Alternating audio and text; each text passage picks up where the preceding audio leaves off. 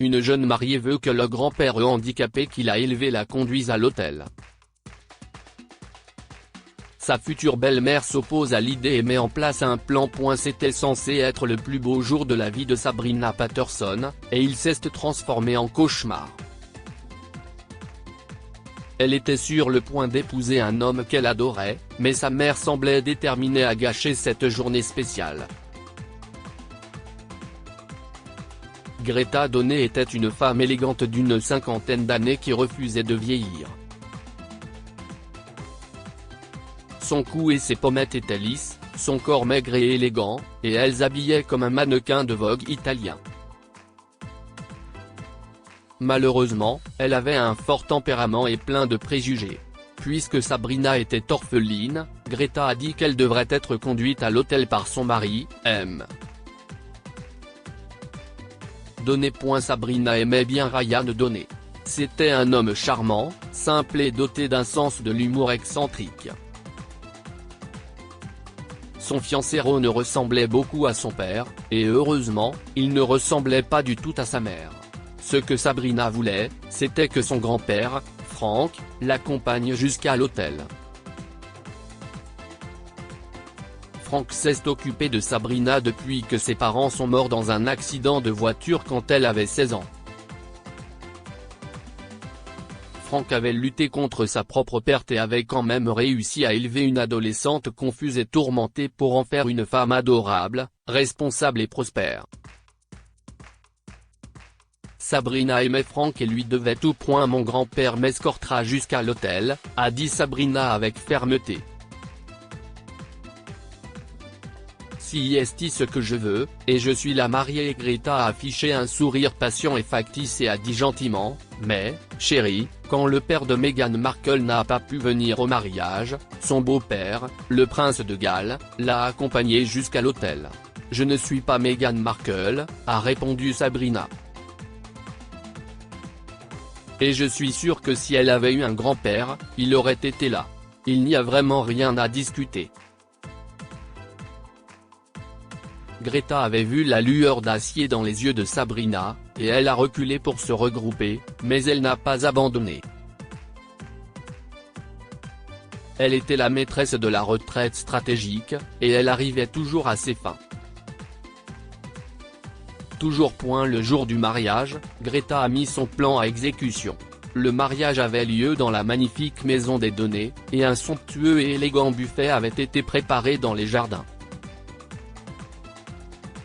Pendant que Sabrina était entre les mains du coiffeur, entourée d'une nuée de demoiselles d'honneur, Greta est passée à l'action. Elle a frappé à la porte de Frank Patterson. Monsieur Patterson ? demande-t-elle gentiment. Puis-je entrer ?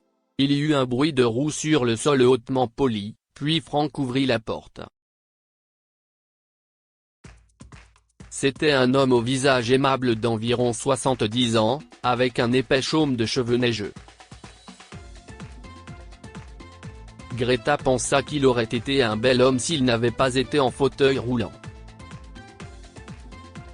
Mais vraiment, un infirme qui accompagne la mariée de son fils à l'hôtel ? Ça n'aurait pas l'air correct. Greta voulait que tout soit élégant, charmant, parfait. Frank n'était définitivement pas parfait, et son handicap était disgracieux. Cela gâchait complètement la symétrie de la cérémonie. Greta était déterminée à ce que Frank soit hors de la vue des invités. Frank, dit-elle avec un sourire. Comment vas-tu aujourd'hui ? As-tu besoin de quelque chose ? Non, merci, Greta, répond Frank. Tout va très bien, et on dirait que ce sera une journée parfaite. Oui, si est vrai. Greta a dit. Si est ce que nous voulons tous les deux pour Sabrina, n'est-ce pas ? Une journée parfaite. Bien sûr. Dit Frank, l'air déconcerté. Il avait perçu l'accent dans la voix de Greta. Pourquoi ça ne le serait pas ? Eh bien, Frank, Greta se lèche les lèvres et prépare son piège. Sabrina ne veut pas te le dire, elle ne veut pas te blesser, mais elle préférerait que mon mari la conduise à l'hôtel.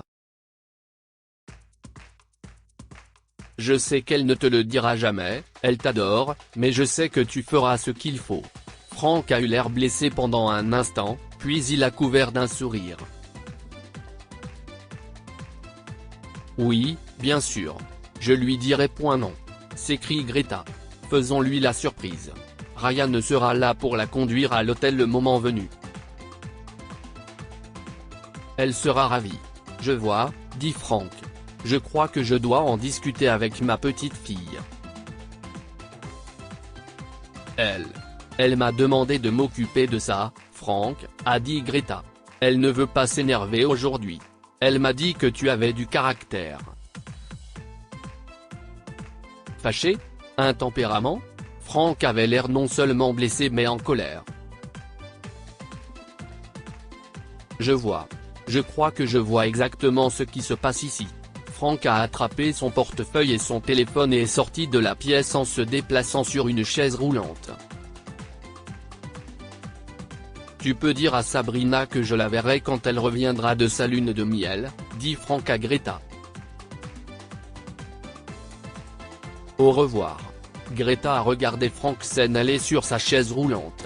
Elle était ravie de voir à quel point son petit plan avait fonctionné, mais elle n'avait pas compté sur un témoin inattendu de son petit stratagème. Lorsque la mariée est sortie de sa chambre avec l'allure d'une princesse des fées, Ryan l'attendait. « Ma chère, s'est-il écrié. Tu es la plus belle chose que j'ai jamais vue. » Sabrina rougit à travers son voile de mousse. « Merci, Ryan. » dit-elle. « Où est mon grand-père?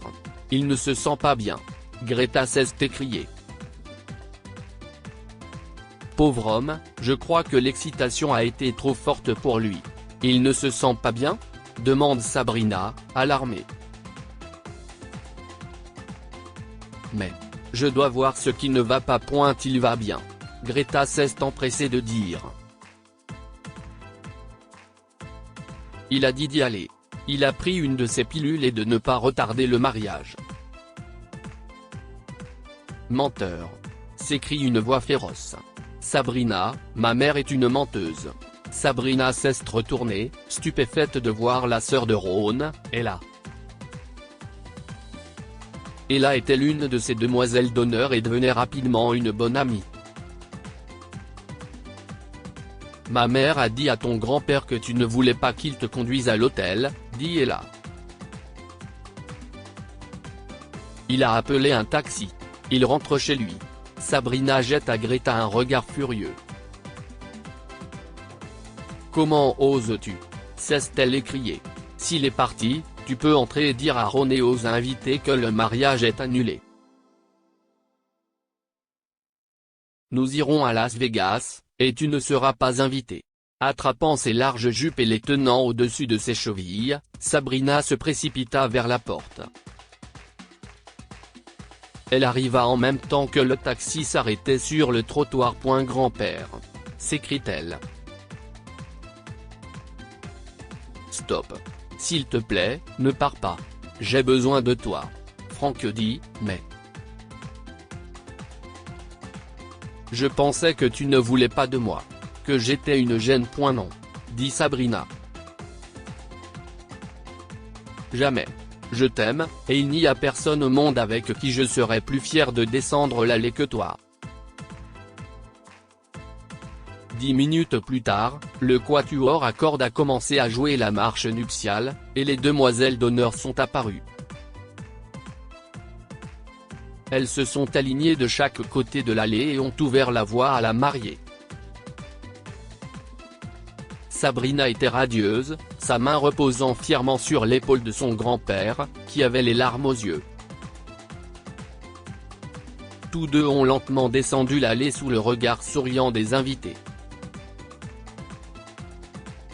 Lorsque Sabrina et Franck sont arrivés à l'hôtel, elle s'est agenouillée devant le fauteuil roulant pour que son grand-père puisse rabattre son voile et l'embrasser tendrement sur le front. Je sais que tes parents sont fiers de toi, Rina, a-t-il dit. Ils te regardent depuis le ciel, et ils savent quelle femme merveilleuse leur petite fille est devenue. Si est à toi que je dois tout, grand-père, dit Sabrina. Je t'aime tellement. Je serais morte de chagrin sans toi. Sabrina s'est mise à pleurer et s'est assise sur les genoux de son grand-père comme une petite fille.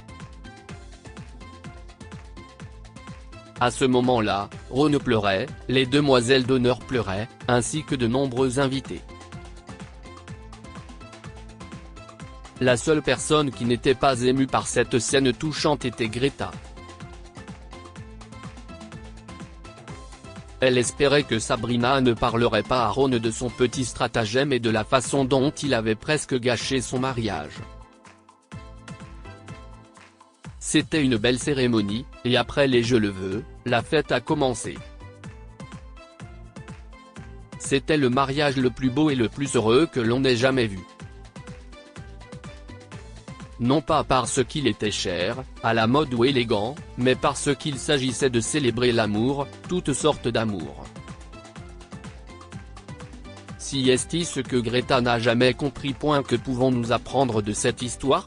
Les apparences sont minces comme du papier et ne peuvent pas maintenir l'unité d'une famille. Greta était plus intéressée par les apparences que par les vraies émotions, et elle a failli gâcher le mariage de son fils. Les mariages sont faits pour célébrer l'amour et la famille. Sabrina savait que son mariage n'aurait aucun sens sans la présence de son grand-père. Partage cette histoire avec tes amis. Elle pourrait égayer leur journée et les inspirer.